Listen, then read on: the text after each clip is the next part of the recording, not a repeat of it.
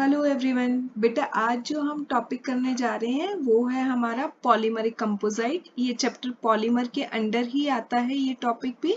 तो टॉपिक का नाम है पॉलीमरिक कंपोजिट। अब पॉलीमरिक कंपोजिट क्या होता है बेटा कि देखिए जो कंपोजिट होता है ना वो जनरली जो है that is made up of one और मोर कंपोनेंट्स। एक से ज्यादा कंपोनेंट्स से मिलके हमेशा पॉलीमरिक कंपोजिट बना होता है। पॉलीमर की हर एक की अपनी प्रॉपर्टीज होती हैं, कुछ कैरेक्टरिस्टिक प्रॉपर्टी होती है, लेकिन वो जो है कुछ इंपॉर्टेंट प्रॉपर्टीज लैक भी कर सकता है जो हमें किसी पर्टिकुलर एप्लीकेशन के लिए चाहिए होती हैं। तो to improve the properties of polymer, किसी भी पॉलीमर की प्रॉपर्टीज को इम्प्रूव करने के लिए it may be mixed with some other polymeric or non-polymeric material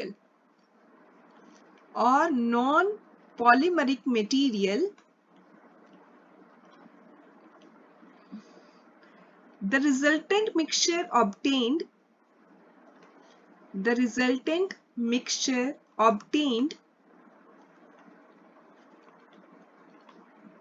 is called polymeric composite। देखिए बेटा मैंने बताया कि हर एक पॉलीमर की अपनी कुछ प्रॉपर्टी होती है, कैरेक्टरिस्टिक प्रॉपर्टी, लेकिन जो डिजायर्ड प्रॉपर्टी है किसी पर्टिकुलर एप्लीकेशन के लिए हो सकता है उस पॉलीमर के पास वो ना हो। तो उसके प्रॉपर्टीज को इम्प्रूव करने के लिए आप कह सकते हैं कि एनहेंस करने के लिए हम उसे किसी और सब्सटेंस के साथ मिक्स करते हैं। वो जो हम किसी और सब्सटेंस के साथ मिक्स कर रहे हैं वो पॉलीमर भी हो सकता है, वो नॉन पॉलीमर भी हो सकता है। तो दोनों को मिक्स करने के बाद जो हमारे पास रिजल्टेंट मिक्सचर आएगा उसको हम बोलेंगे polymeric composite. As simple as that. ठीक है।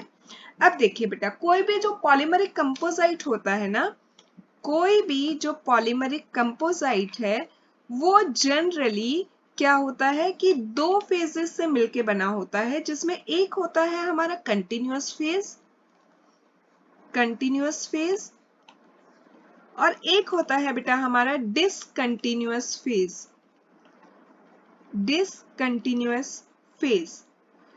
कंटिन्यूअस फेज क्या होता है? जो बैकबोन किसी भी पॉलीमरिक कंपोजिट की बनाता है, ये जनरली मैट्रिक्स होता है या फिर एक ऐसा फेज which constitutes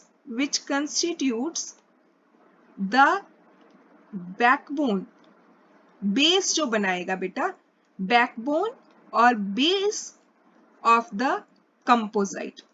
कंपोजिट का मेन जो बेस होगा वो हमारा कंटिन्यूअस फेज होता है। ठीक है। ये डिसकंटिन्यूअस फेज क्या होता है बेटा? उसकी प्रॉपर्टीज को एनहेंस करने के लिए, प्रॉपर्टीज रीइंफोर्स करने के लिए, रीइंफोर्समेंट करने के लिए हम उसमें कोई भी पार्टिकल या फाइबर ऐड करते हैं। नीड्स पार्टिकल और फाइबर टू बी एडिड। ठीक है। ये जो आपने पार्टिकल या फाइबर ऐड किया प्रॉपर्टीज को एनहेंस करने के लिए, ये होता है बेटा डिसकंटिन्यूअस फेज। ठीक है। दैट एडिटिव जो आपने ऐड किया, जो एडिटिव है आपका, वो पार्टिकल भी हो सकता है, वो फाइबर भी हो सकता है। वो क्या कहलाता है आपका? वो आपका कहलाता है डिसकंटिन्यूअस फेज। ठीक है। कोई भी पॉलीमरिक कंपोजिट दो फेज से मिलके बना है, continuous phase, discontinuous phase. Continuous phase होता है जो आपके कंपोजिट की बैकबोन बनाता है, बेस मटेरियल जो हम यूज करते हैं। डिसकंटिन्यूअस फेज होता है कि प्रॉपर्टीज को एनहेंस करने के लिए, रीइंफोर्स करने के लिए हम कोई पार्टिकल या फाइबर ऐड करते हैं। जो भी आप एडिटिव डाल रहे हैं, पार्टिकल या fibre, that is discontinuous phase. अब बेटा इसके बेस पे, कंटिन्यूअस फेज के बेस पे आगे क्लासिफिकेशन है पॉलीमरिक कंपोजाइट की। Classification of polymeric composites. Classification जो है इसके दो बेसिस हैं। On the basis of matrix क्या आप यूज कर रहे हो, कंटिन्यूअस फेज क्या यूज कर रहे हो, और डिसकंटिन्यूअस फेज क्या यूज कर रहे हो। ठीक है, classification is on the basis of continuous phase कौन सा है आपका, कंटिन्यूअस फेज, या ऑन द बेसिस ऑफ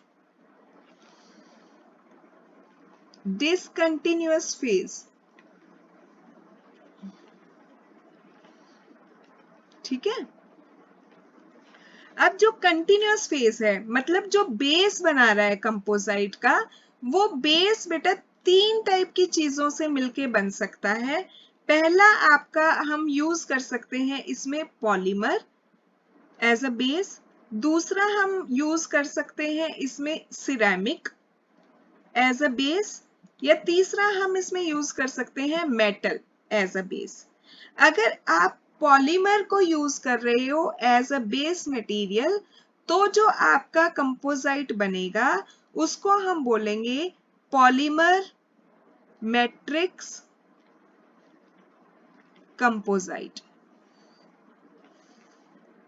ठीक है, अगर ceramic as a base material use कर रहे हो तो जो आपका बनेगा कंपोजाइट उसको हम बोलेंगे सिरेमिक मैट्रिक्स, क्योंकि मैट्रिक्स कौन बना रहा है, बेस कौन बना रहा है, सिरेमिक कंपोजाइट। अगर मेटल आप यूज कर रहे हो तो वो आपका हो जाएगा मेटल मैट्रिक्स कंपोजाइट। अब ना इनके हम कुछ एग्जाम्पल्स देखते हैं।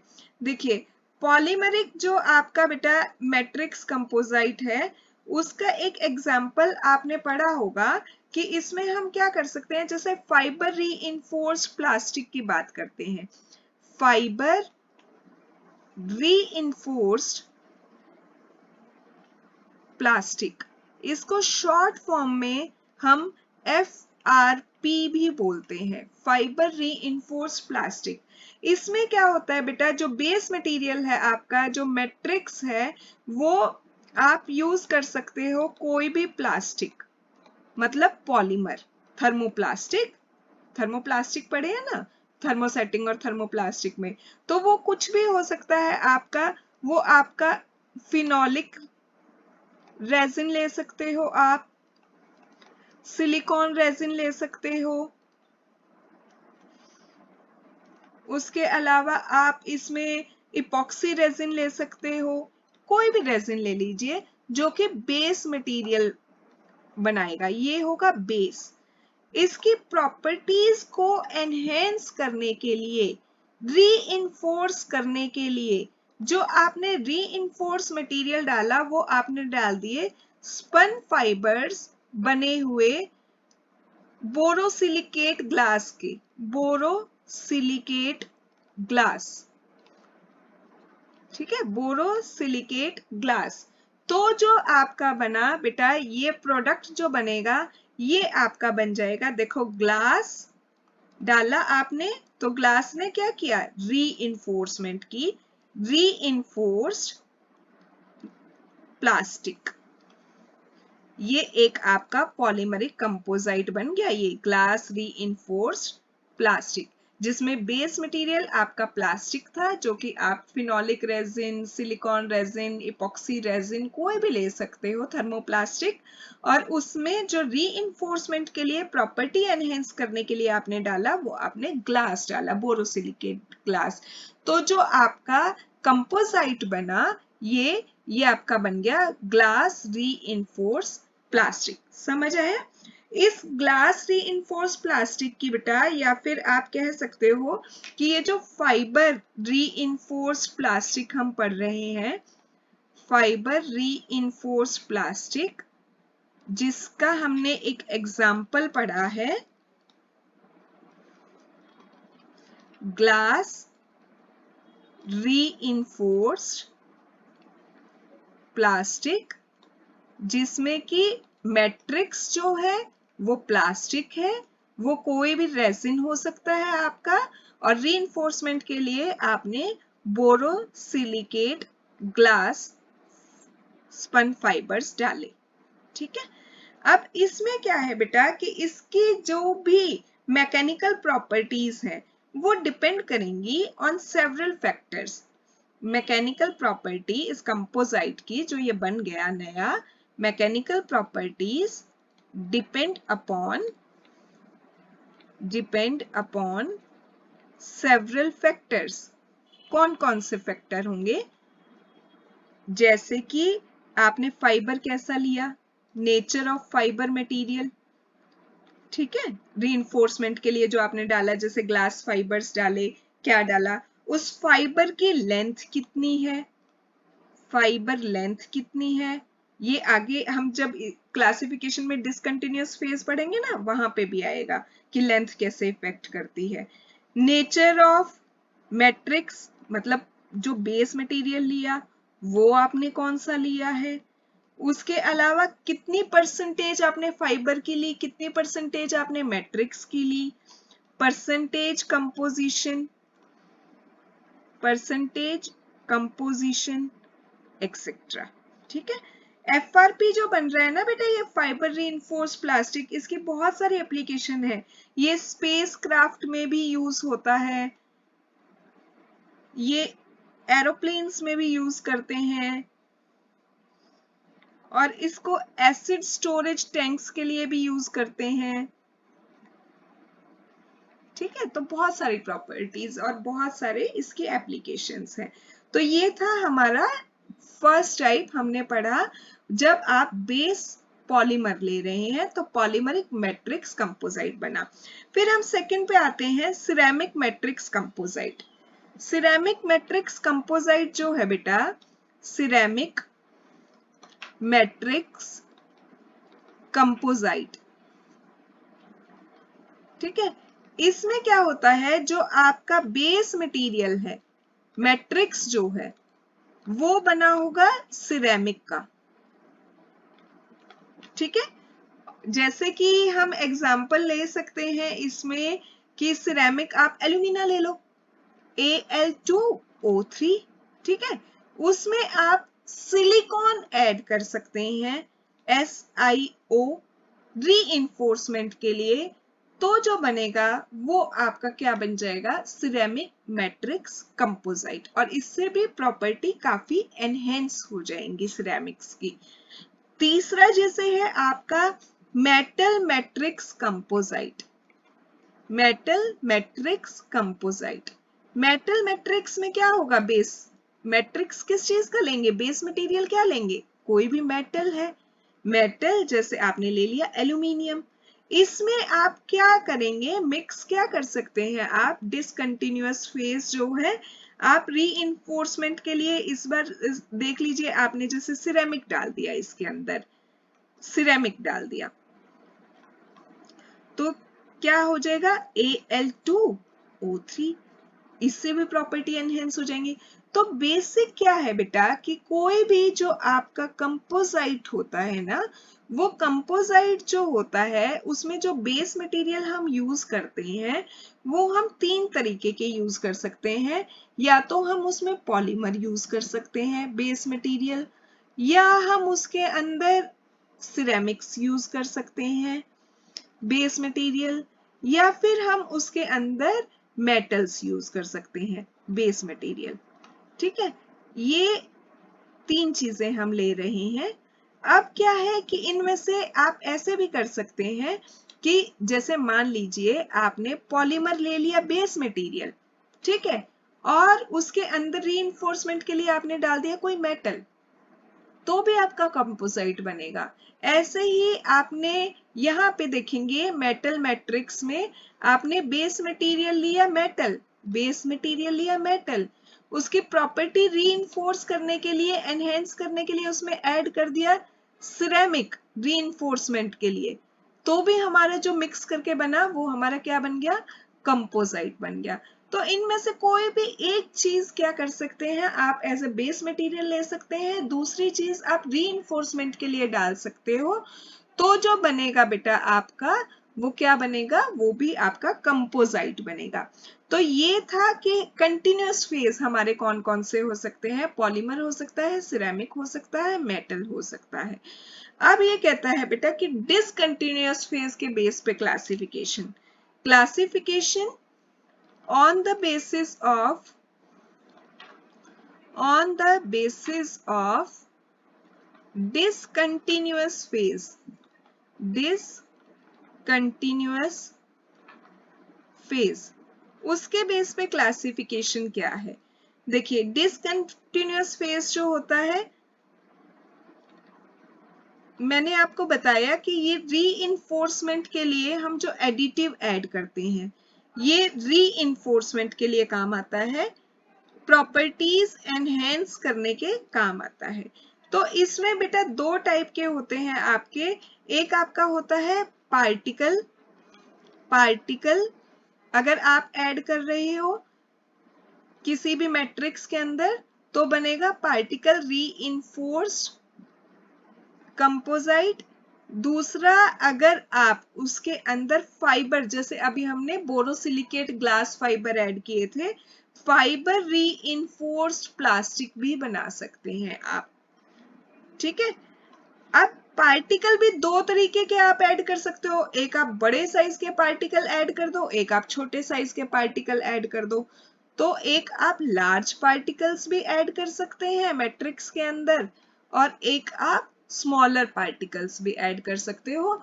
कैसे पार्टिकल्स आप ऐड कर रहे हो उसके बेसिस पे प्रॉपर्टीज अलग अलग होंगी कंपोजिट की।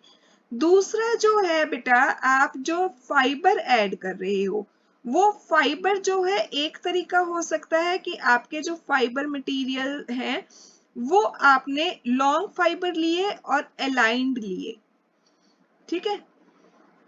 इनको लॉन्ग फाइबर, देखिए इसको हम बोलते हैं कंटिन्यूअस अलाइंड फाइबर्स। एक तो ये हो सकते हैं फाइबर रीइंफोर्स प्लास्टिक में। दूसरे हो सकते हैं बेटा इसके अंदर discontinuous short fibres, non align fibres भी बोल सकते हैं या रैंडम फाइबर्स भी बोल सकते हैं, रैंडम फाइबर्स।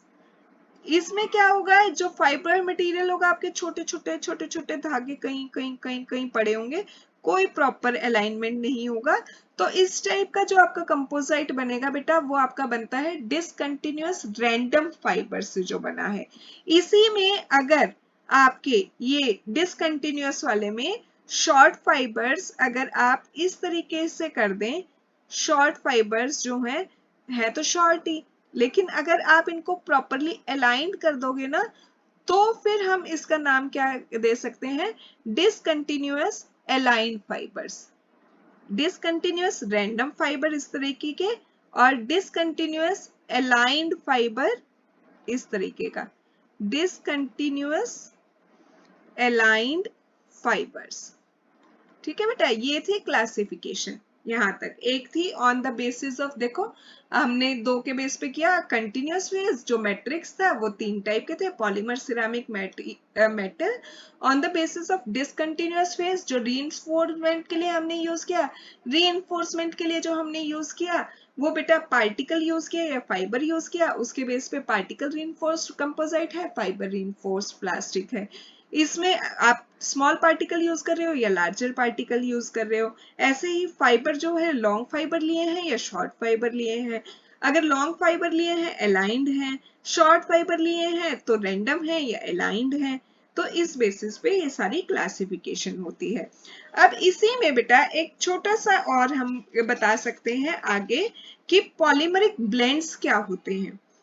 पॉलीमरिक ब्लेंड्स, इसमें बेटा ये कह रहा है कि पॉलीमरिक ब्लेंड क्या होता है आपका, सिंपल, इसमें देखिए simple physical composition, physical composition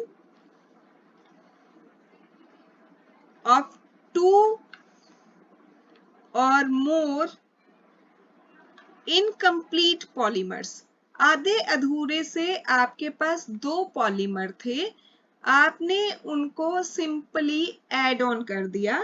ठीक है, जो ये पॉलीमरिक चेन है बेटा पॉलीमर ब्लेंड के अंदर, इसमें जो कंस्टिट्यूएंट्स हैं जिनसे मिलके वो बनी है, the constituents are held by weak van der Waals forces. Van der Waals forces होंगे उनके बीच में, या फिर उनके बीच में हाइड्रोजन बॉन्डिंग भी हो सकती है। हाइड्रोजन बॉन्डिंग भी हो सकती है जिससे कि वो एक दूसरे से जुड़े होंगे। इससे भी प्रॉपर्टीज जो है वो एनहेंस हो जाती हैं किसी भी पॉलीमर की। जैसे अगर हम PMMA की बात करें, PMMA ये हमारा होता है बेटा poly methyl Meta acrylate. Acrylate, ठीक है, ये जो है डिग्रेड हो जाता है, डिग्रेड बाय गामा रेज। जब गामा रेज के कांटेक्ट में आता है तो डिग्रेड हो जाता है। बट ये डिग्रेडेशन जो है ना बेटा आप रिड्यूस कर सकते हो, but it can be reduced. कैसे? कंपोजिट बना दो। It can be reduced by blend. Blending की हमने, बाय ब्लेंडिंग किसके साथ इसकी ब्लेंडिंग करेंगे? With styrene acrylonitrile polymer. Acrylonitrile polymer, उसके साथ जब आप ब्लेंडिंग कर दोगे ना तो जो रिजल्टेंट मिलेगा वो गामा रेज से खराब नहीं होता। इसमें सिंपल इतना ध्यान रखिए कि दो आधे अधूरे इनकम्प्लीट पॉलीमर्स थे जिनको आपने मिक्स किया। मिक्स करने से जो नया बना उसको हम पॉलीमरिक ब्लेंड बोलते हैं। वो जो है उसमें बेटा वो जो आधे अधूरे दो पॉलीमर्स है ना वो एक दूसरे से कैसे जुड़े कंस्टिट्यूएंट उसके? By weak van der Waals forces of attraction या हाइड्रोजन बॉन्डिंग से। ठीक है, अब लास्ट इसमें एक कैटेगरी आती है आपकी polymeric alloy. Polymeric alloy, polymeric alloy में क्या है? ये कहता है कि टू और मोर, दो या दो से ज्यादा कंपैटिबल पॉलीमर जो हैं, जो आपस में बॉन्ड बना सकते हैं, कैपेबल एनफ है बॉन्ड बनाने के लिए, वो एक दूसरे से केमिकली इंटरेक्ट करेंगे, मतलब रिएक्ट करेंगे। Chemically interact under specific set of condition.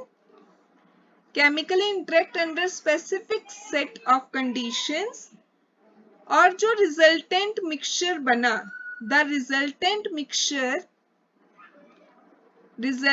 Mixture is called polymeric alloy. इसमें क्या है बेटा? कंपैटिबल दो पॉलीमर थे, वो आधे अधूरे वाले नहीं थे ब्लेंड की तरह, उनमें आपस में केमिकली रिएक्ट कर रहे हैं और जो नया बना उसको हम एलॉय कहते हैं। इसकी जो प्रॉपर्टी है बेटा ये काफी एनहेंस हो जाती है, जैसे इसकी मैकेनिकल स्ट्रेंथ है, एब्रेशन रेजिस्टेंस है, ये सारी की सारी चीजें काफी इंप्रूव हो जाएंगी एलॉय बनाने से। मैकेनिकल स्ट्रेंथ, एब्रेशन रेजिस्टेंस, ये सब इंप्रूव हो जाता है। ठीक है, इसका आप एग्जाम्पल देने जाएंगे तो आप एग्जाम्पल में ABS लिख सकते हैं। ABS क्या होता है बेटा? कोपॉलीमर होता है। किस किस को मिलके बनता है? एक पॉलीमर जो है आपका वो हम यूज करते हैं पॉली एक्राइलोनाइट्राइल इसमें, और इसके साथ हम मिक्स करेंगे दूसरा butadiene styrene. Butadiene styrene rubber. ठीक है, इन दो को आप मिक्स कर दीजिए। इन दो को जब आप मिक्स करोगे तो आपका जो एलॉय बनेगा ना उसकी बहुत अच्छी मैकेनिकल स्ट्रेंथ होगी, वर्केबिलिटी भी अच्छी होगी, इसीलिए हम उसे इवन टाइपराइटर्स और हेलमेट बनाने में यूज कर सकते हैं। ठीक है, तो इस तरीके के जो एलॉय बनते हैं जिनमें केमिकल बॉन्ड बन सकता है वो एलॉय, जिनमें केमिकल बॉन्ड नहीं बन सकता, सिंपली मिक्स होते हैं, वीक वन डर वाल फोर्सेस ऑफ अट्रैक्शन होती है, वो ब्लेंड। अब हम फटाफट एक बार एप्लीकेशंस देख लेते हैं। एप्लीकेशंस ऑफ कंपोजिट्स, क्या क्या लगी आपको इसकी एप्लीकेशन? पूरा टॉपिक आपने पढ़ लिया। देखिए इससे क्या हो रहा है बेटा, एक तो मैकेनिकल स्ट्रेंथ वगैरह ही बढ़ रही है, तो हम इसे ट्रांसपोर्ट इंडस्ट्री में भी यूज कर सकते हैं, रेसिंग बोट बनाने के लिए, used for making racing boats. फिर रॉकेट कंपोनेंट बन सकते हैं इससे, रॉकेट कंपोनेंट। फिर मिलिट्री एयरक्राफ्ट्स में भी काम आता है क्योंकि मैकेनिकल स्ट्रेंथ बढ़ जाती है बहुत ज्यादा। इंजन के कंपोनेंट्स बनाने में यूज होता है।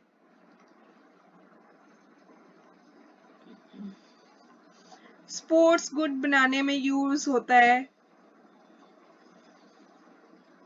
ठीक है। और रैकेट्स वगैरह जैसे हम बना सकते हैं इससे। म्यूजिकल इंस्ट्रूमेंट्स बना सकते हो आप।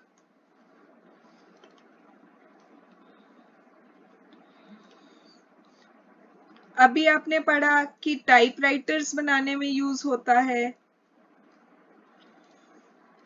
हेलमेट्स बनाने में यूज कर सकते हैं, ठीक है ना। तो स्पोर्ट्स इक्विपमेंट्स हमारे आ ही गए हैं कि स्पोर्ट्स गुड्स वगैरह बनाने में यूज कर सकते हैं। जो आपका फाइबर रेनफोर्स प्लास्टिक था वो हमने कहा था कि एरोप्लेन के पार्ट्स, या आपने लिख दिया रॉकेट कंपोनेंट, वहां पे भी चल जाएगा। स्टोरेज टैंक्स बनाने में यूज हो सकता है, एसिड स्टोरेज टैंक्स। तो ये काफी सारी इसकी एप्लीकेशंस हैं, आपको जो भी ध्यान रहती है आप एग्जाम में लिख के आ सकते हैं। This is all about polymeric composites. अगर आपको पॉलीमर से रिलेटेड और भी इंपॉर्टेंट लेक्चर्स देखने हैं तो आप डिस्क्रिप्शन बॉक्स में जाके लिंक देख सकते हैं बाकी लेक्चर्स का।